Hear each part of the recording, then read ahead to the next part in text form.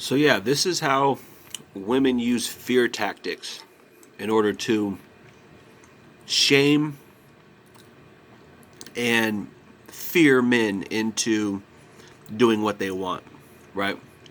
Now we can argue that feminism is, simply that. It's just fear tactics. Feminism is a bully group, right? This is what feminists do.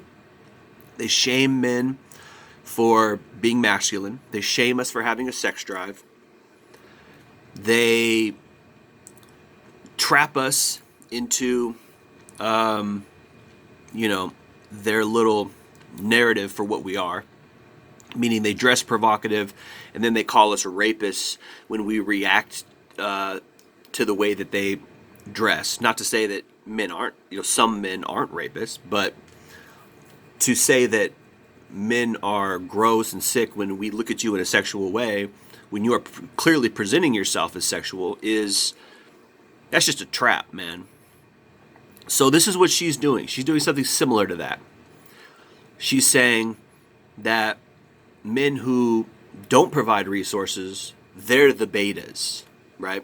And this is what this is how you get trapped. Is you believe that bullshit, and you believe that, oh, if I'm not a breadwinner, I'm not a real man. And this is in culture too. This is in our society and our culture. Oh, if you're not making six figures, if you're not bringing in 100K a year, you're not as good as the other guys. If you can't provide for her a house and three cars and kids, and if you can't pay for it and all that, then you're not worth it. You're not worthy. You're a beta male. And this is how they shame you. This is how they shame you into playing their game. This is how they shame you into doing what they want you to do. Now, I think the opposite is true.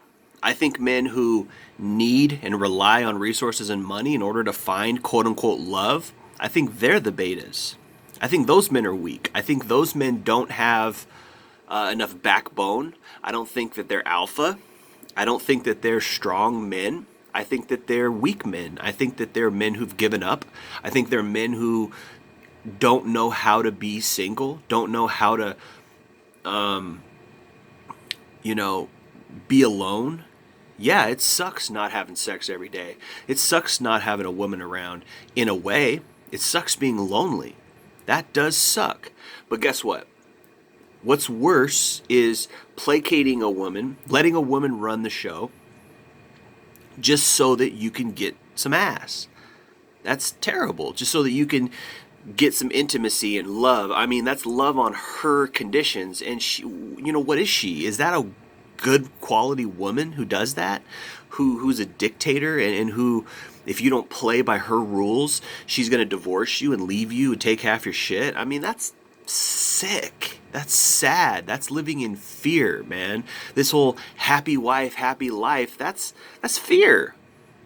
You're living in fear. That's beta, man. There's nothing alpha about that. There's nothing strong man about that. And men who use resources in order to hold it over a woman, that's not alpha either. Oh, I'm the man of the household, therefore you better say what I do what I say and play by my rules. That's not alpha either, man. That's weak in and of itself. That's like, well, you know what? I'm the breadwinner. I make the money, so you gotta. I mean, both of them are stupid. Both of them are sad. A real relationship is not that. This whole alpha beta shit is weak, in and of itself. It's bro scienced out. It's not really a real relationship. Is when both parties, put away their pride, they put away their selfishness, and they sacrifice for the other person, and they love the other person, and it comes out of a place of love. I'm not going to talk to you badly because I love you. I'm not going to treat you badly because I love you. I'm not going to try to run the relationship or try to be so selfish that I can't communicate with you, etc., etc. All these marriage problems come and stem out of a place which is selfish, a selfish place. All of these marriage problems, 90% of them probably would be solved if one or the other partner dropped their selfishness and dropped their pride. Probably both partners need to do that.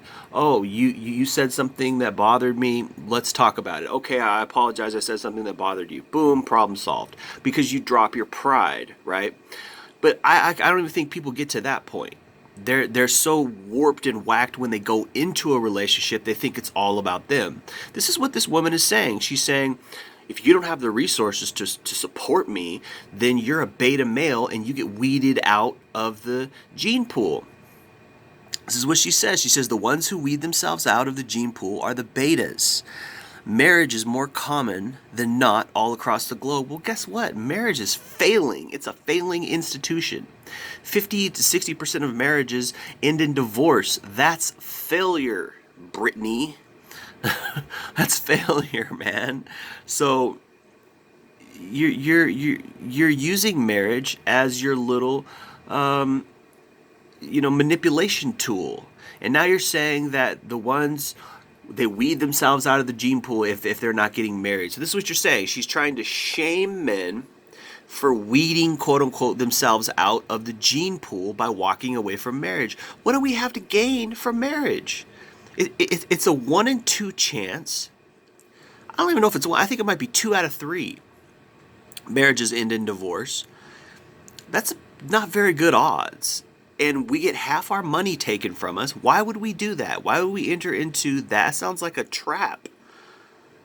Why would we enter into that scenario? And now you're saying we're beta if we don't. I think we're beta if we do. She's trying to shame me. She's trying to shame men. She's saying, oh, you don't get this pussy. You're a beta if you walk away. Woo, woo. What do you bring to the table, Brittany? What are women bringing to the table? What are they giving men in return for our resources? Pussy? That's not enough. We can get that outside of marriage nowadays, because thanks to feminism, you played yourselves, ladies. We don't even need to buy the cow to get the milk anymore. We can just rent the cow and get all the milk we want.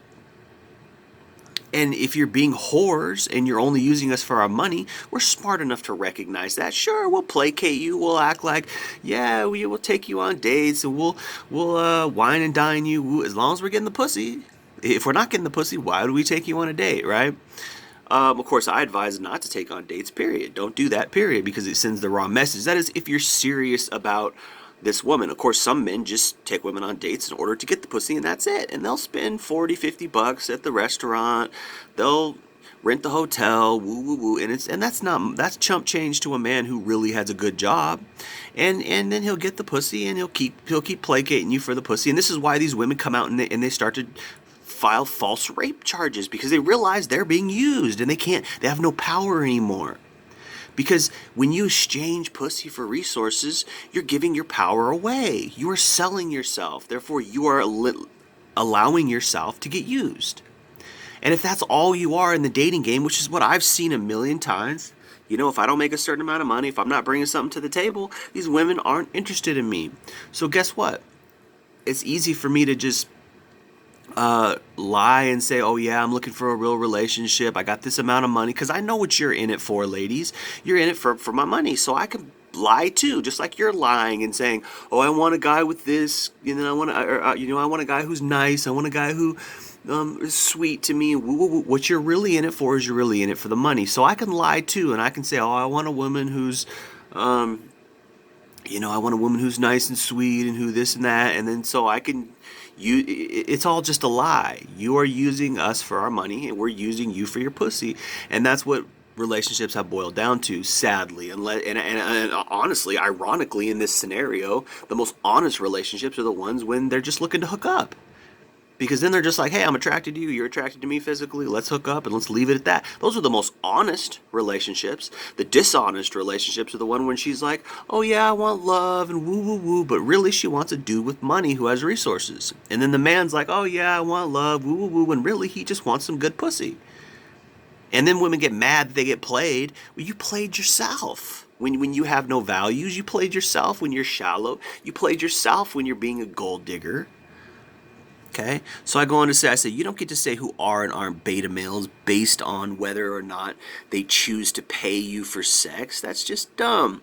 Like I said, men are wising up to your little game. We are walking away, and there is nothing beta about that. If you bring nothing more to the table besides sex, men are not choosing you anymore.